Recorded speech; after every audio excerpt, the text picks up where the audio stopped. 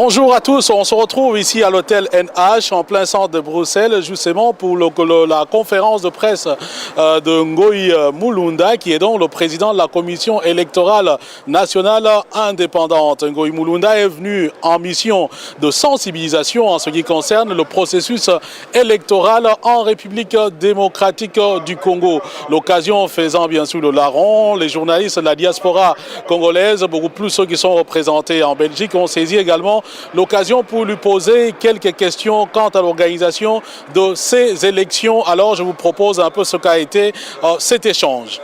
Voilà, Pasteur Ngoï Mulunda, vous êtes le président de la commission électorale nationale indépendante, point de besoin de vous représenter. Et donc vous venez faire une campagne de sensibilisation de la diaspora congolaise, mais on sait que celle-ci est exclue du processus électoral en République démocratique du Congo. Quelle est l'importance finalement de cette action? Les Congolais ont droit à l'information. Participer ou pas aux élections, mais si c'est des Congolais, ce n'est pas le fait qu'ils ne participent pas aux élections qui leur enlève la nationalité. Ce qui se passe dans leur pays est important. Et nous sommes en train de féliciter l'ambassadeur pour l'initiative et pour nous, ça nous donne l'opportunité et le plaisir de rencontrer les compatriotes et de partager avec eux les informations. Donc c'est important qu'ils participent ou pas. Leur exclusion par la loi, pas par nous, par la volonté de la loi, ne leur enlève pas leur nationalité congolaise ou bien l'intérêt qu'ils ont du pays. Par Internet, vous êtes également suivi dans toute la diaspora congolaise, qu'elle soit de Paris, de Londres, des États-Unis ou du Canada. Mais finalement, quel est le message que vous avez passé? Et surtout, les gens aimeraient savoir quel est l'état des lieux du processus en ce moment ici, en termes par exemple de dépôt des candidatures, que ce soit au niveau de la présidentielle que législative. Oui, l'État, aujourd'hui, on a clôturé. Par exemple, pour les législatives nationales, j'annonce que la CENI vient d'enregistrer plus de 19 000 candidats députés nationaux. Et nous allons soumettre les listes à la Cour suprême. Il y a une semaine de contentieux et on va avoir un nombre final.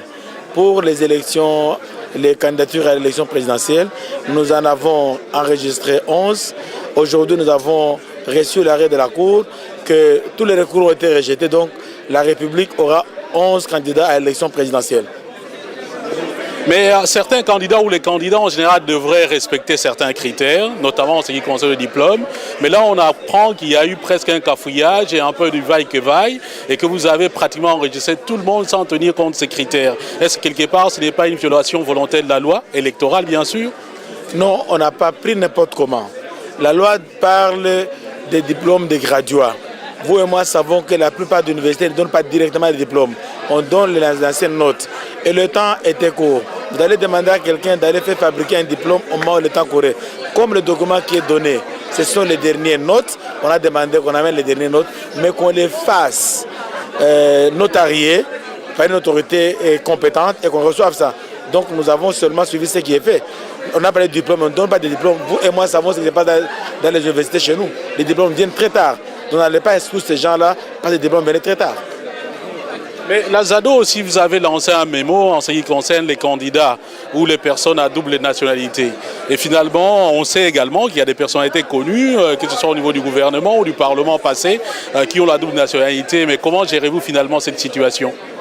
Nous subissons la loi. Le législateur de la législature qui finit a eu peur de toucher à la question et l'a mise dans le tiroir. On attend que la loi se prononce là-dessus, que les législateurs se prononcent. Nous, on donne un document. Il y a un certificat de nationalité, nous le recevons et nous soumettons ça à la Cour suprême. C'est à la Cour de déclarer ou pas. Nous, on reçoit le document qui nous est donné par le candidat et nous respectons la loi. Quant à l'aide de Niger, il est double nationalité, ça c'est la question qui a été posée au cours de la législature. Parce que d'abord, au tout début de la législature, il y a eu un moratoire là-dessus, ils ont mis ça dans les tiroirs, nous on attend. Mais il y a également une guerre entre la CENI et les partis politiques, notamment ceux de l'opposition en ce qui concerne l'accès au serveur central et le dit du fichier électoral. Et à quel niveau se situent vos réponses actuelles? Il n'y a pas de guerre, il y a un dialogue qui continue. L'opposition congolaise a des questions fondamentales qu'elle pose. Et nous avons la responsabilité d'expliquer ce qui se passe, d'expliquer comment ça fonctionne. On continue, nous avons ouvert nos portes, on a demandé que l'opposition désigne 2 informaticiens et la majorité 2. L'opposition veut aller à 5, nous disons d'accord, il faut qu'on se mette ensemble. Mais notre unique exigence est que l'opposition vienne avec le pouvoir ensemble. Nous refusons d'être otages d'un groupe politique. Qu'ils viennent ensemble, travailler avec nos informaticiens, poser toutes les questions et avoir accès à toutes les informations qu'ils veulent. Nous sommes ouverts, donc on les attend. Le 28 prochain, nous allons avoir le forum des partis politiques. Cette question sera mise à l'ordre du jour et on va y aller. Et vous avez annoncé 62 000 bureaux de vote. Mais jusqu'à présent, à 2 mois de l'élection, on ne sait pas où se situent ces bureaux de vote, dans quelle circonscription, dans quelle commune, et ainsi de suite. Est-ce que ce n'est pas donner raison à ceux qui doutent un peu de la crédibilité du processus électoral? Non, informez-vous au lieu de juger. Au moment où nous parlons, la CNI a envoyé 247 personnes au niveau de tous les pays pour faire maintenant le repérage. C'est maintenant qu'on fait le repérage de ces sites-là et de ces lieux-là. Après le repérage, on va maintenant pré-identifier les gens qui seront formés pour diriger les bureaux de vote. C'est au retour des gens qui auront fait le repérage qu'on va identifier les lieux et qu'on va annoncer. La loi nous demande de pouvoir imprimer les bulletins de vote, les listes des électeurs selon le bureau de vote. On ne peut pas le faire maintenant. On le fait quand on aura le repérage et on va annoncer ça et afficher les listes. Donc c'est en cours. Vous avez été président également d'un programme pour récupérer les armes, mais on sait quand même que vous n'avez pas récupéré toutes les armes. Ceci pose bien entendu le problème de la sécurisation des candidats. On sait qu'à l'élection présidentielle, ils sont 11. Quels sont les mécanismes qui sont arrêtés au niveau de la commission électorale indépendante, nationale et indépendante, justement pour que les candidats soient sécurisés et que le processus soit jusqu'au bout apaisé? J'aurais souhaité que vous alliez au bout, que vous disiez félicitations pour avoir enlevé les armes. Mais les Congolais n'ont pas le courage de le dire. Nous avons enlevé plus de 40 000 armes à l'est de la République.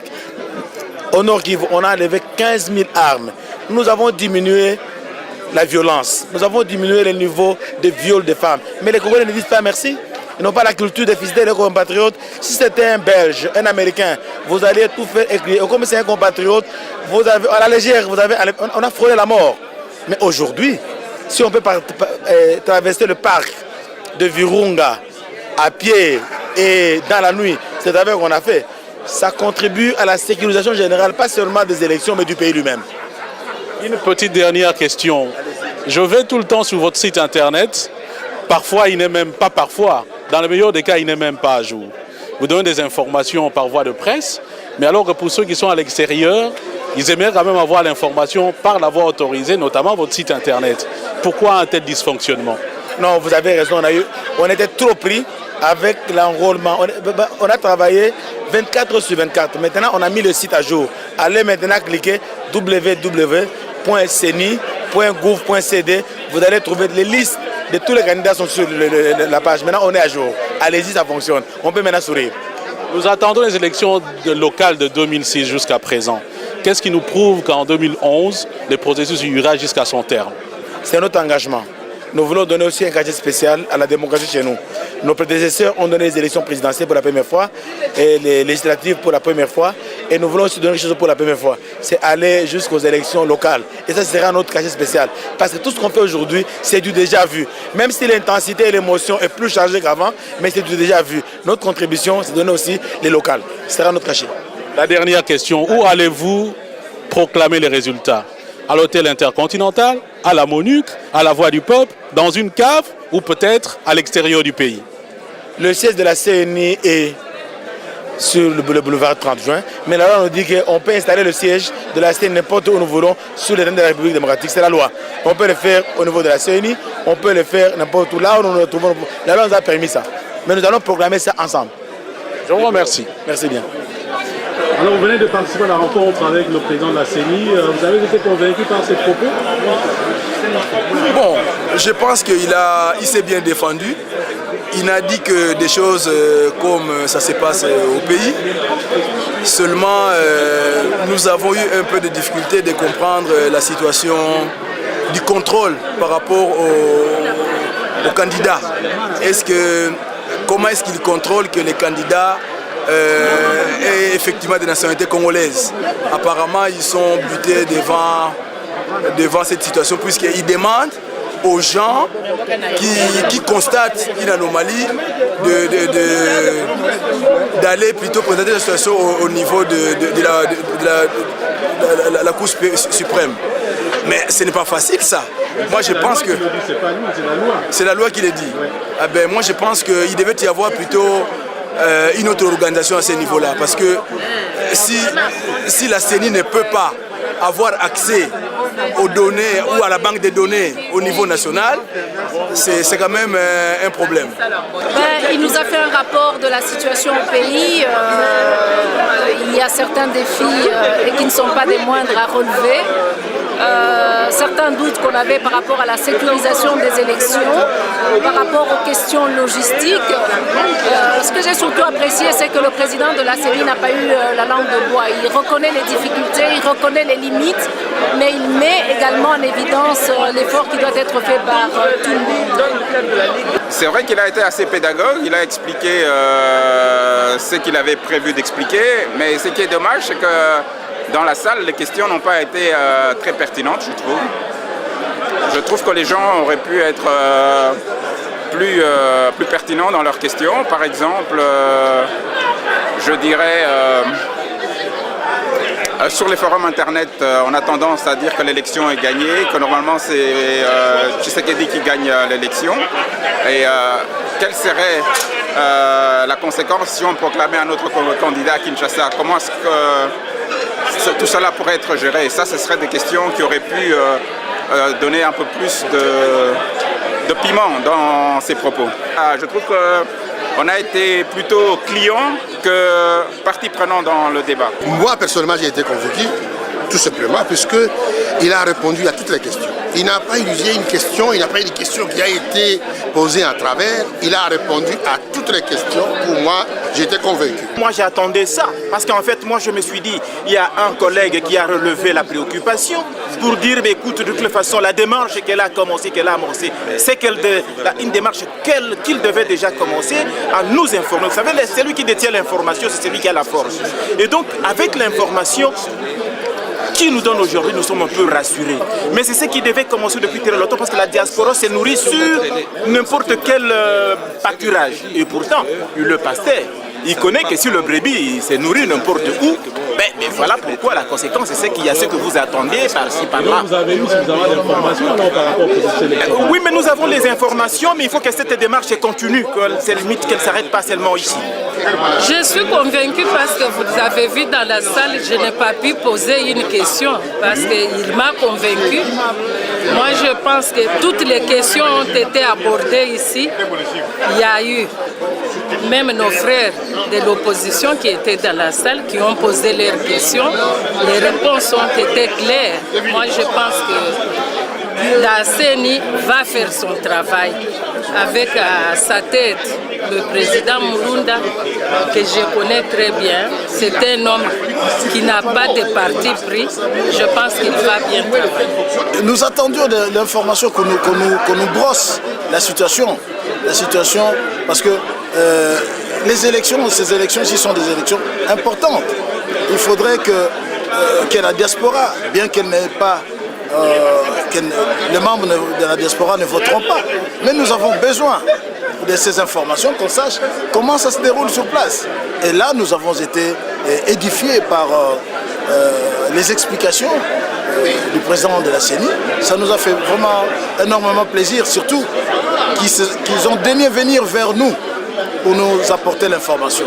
Voilà, c'est par cette image que je mets donc un terme à cette tranche d'information sur la conférence, le point de presse d'Ngoi Mulunda. Je rappelle, c'est donc le président de la Commission électorale nationale indépendante de la République démocratique du Congo. Je vous retrouve peut-être dans d'autres circonstances. Et d'ici là, portez-vous très très bien. Peace and love, frères. Ainsi soit-il. Et ce qui est dit, est dit.